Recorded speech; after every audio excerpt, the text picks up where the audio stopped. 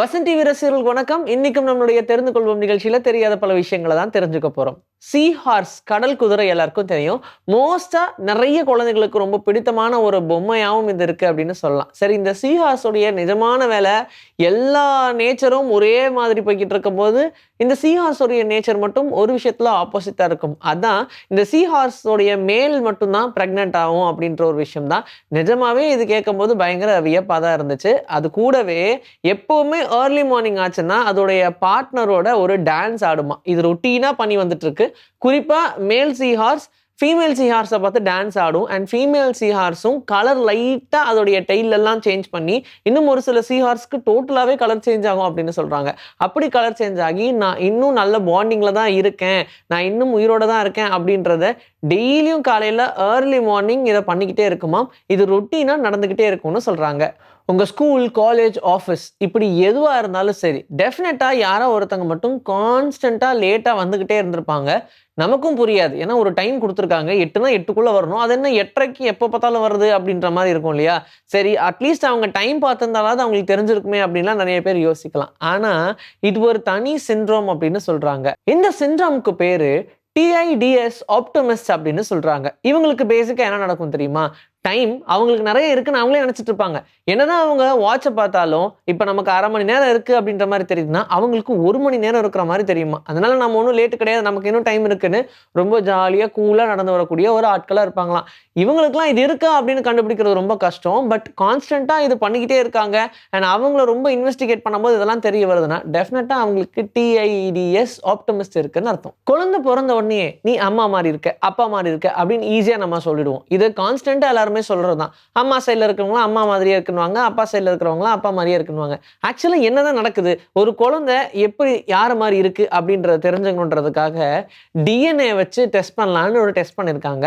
இது ஒரு நிறைய சர்வேல நடந்திருக்கு. அப்போ தெரிய வந்தது என்னன்னா, ஒரு குழந்தையுடைய டிஎன்ஏல அப்பாவுடைய டிஎன்ஏ அம்மாவுடையதை விட அதிகமா இருக்கு அப்படின்னு தெரிய வந்திருக்கு. ஸோ எல்லா குழந்தைகளுக்குமே அப்பாவுடையது தான் அதிகமா இருக்கு அப்படின்னு தெரிய வந்திருக்கு. என்னதான் கஷ்டப்பட்டு டெலிவரி எடுக்கிற வேலைகள்லாம் அம்மா பார்த்தாலும் டிஎன்ஏ மட்டும் அப்பாவோடது அதிகமா இருக்கு, இது எந்த விதத்துல நியாயம் அப்படின்னு கேட்கலாம். ஆனா கேட்க வேண்டியதா கிட்ட நேச்சர் கிட்ட. எல்லாருக்குமே ஒரு பிரச்சனை இருக்குன்னா அது கண்டிப்பா டிராபிக் அண்ட் வெஹிக்கிள் அப்படின்னு சொல்லுவாங்க. இப்ப இருக்கிற ரோட்ல எல்லாம் நம்மளால ஓட்டவே முடியறது இல்ல.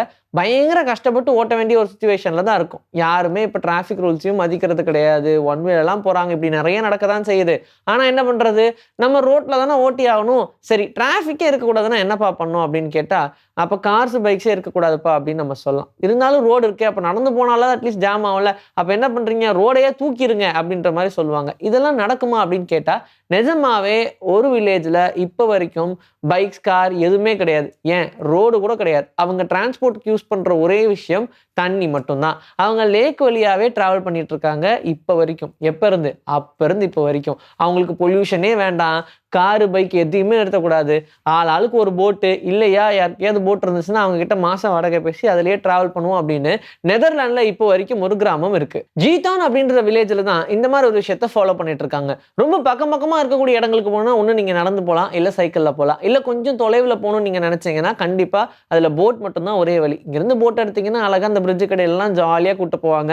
அப்படிதான் அந்த இடத்தையே ஸ்ட்ரக்சர் பண்ணிருப்பாங்க. ஈவன் ஒவ்வொரு வீடுக்குமே லேக்கோட கனெக்ட் ஆகிற மாதிரி ஒரு என்ட்ரன்ஸும் இருக்கும், எக்ஸிட்டும் இருக்கும். அதனால நம்ம ரொம்ப ஈஸியாவே டிராவல் பண்ண முடியும் அப்படின்றது தான் அவங்களுடைய கருத்து. ஸோ இது ஒன்றும் இப்போ தானா உருவானது கிடையாது. ரொம்ப ப்ரீ பிளான்டாவே அந்த வில்லேஜை இப்படி தான் பிளான் பண்ணியிருக்காங்க. ஆனால் டெஃபினட்டா நம்ம வில்லேஜில் கார் மட்டும் வரவே கூடாது, பைக் மட்டும் வரவே கூடாது, பெட்ரோல் யூசேஜே இருக்கக்கூடாது அப்படின்றதுல அந்த கிராமத்து மக்கள் ரொம்ப ஸ்ட்ரிக்டா இருக்காங்க. அங்கெல்லாம் முன்ன பின்ன லேட் ஆனாலும் எதுவும் சொல்ல மாட்டாங்க. நிறைய சீரியல்ஸ், ஃபிலிம்ஸ் இதுலலாம் வந்த ஒரு காமெடி என்ன தெரியுங்களா? எப்பவுமே ஒய்ஃபோ இல்லை கேர்ள் ஃப்ரெண்டோ பர்ச்சேஸ்க்கு போகும்போது அப்போ ஜென்ஸ் எல்லாம் அப்படியே உட்காந்துட்டு இருக்கிற மாதிரியே காட்டுவாங்க. ஈவன் யாரடி நீ மோகினி படத்துல கூட இது ரொம்ப சூப்பராகவே காட்டியிருப்பாங்க. சரி, ஆக்சுவலாகவே அப்படி நடக்குதா, எல்லா மென்னும் அப்படிதானா அப்படின்றதுக்காக ஒரு சர்வே எடுத்திருக்காங்க. அந்த சர்வேல எல்லா மென்களுடைய டைம் வேணா மாறுதே தவிர்த்து பட் எல்லா மென்களுமே அந்த விஷயத்த ஃபீல் பண்ணியிருக்காங்க. இவ்வளோ நேரம் பர்ச்சேஸ் பண்றாங்க அப்படின்னு. ஈவன் ஆவரேஜா இருக்கக்கூடிய எல்லா மென்ஸுமே கரெக்டா 26 நிமிஷத்துல அவங்களுக்கு போர் அடிக்க ஆரம்பிச்சிருது. அவங்களால ஒரு இடத்துல உட்கார முடியல, முடியல, பயங்கர டென்ஸ்ட் ஆகுறாங்க அப்படின்ற மாதிரியும் சொல்றாங்க. ஸோ அவங்க பாட்டுக்கு நிறைய விஷயங்களை பர்ச்சேஸ் பண்ணிட்டு இருப்பாங்க. ஆனால் விமென்ஸுக்கு பர்ச்சேஸ் பண்ணுறது போரே அடிக்காது. ஆனால் மென்ஸுக்கு கரெக்டாக 26 நிமிஷத்தில் அவங்களுக்கு பயங்கரமாக போர் அடிக்குது அப்படின்னு சொல்றாங்க. நீங்களும் டெஃபினட்டாக இதை அனுபவிச்சிருப்பீங்கன்னு நம்புறேன். இன்னைக்கு நம்மளுடைய தெரிந்து கொள்வோம் நிகழ்ச்சியில தெரியாத பல விஷயங்களை தெரிஞ்சுக்கிட்டோம். இதே மாதிரி சூப்பரான கண்டென்ட்டோட உங்களை நான் வந்து சந்திக்கிறேன். Till then, this is bye from Vijayashree. Take care.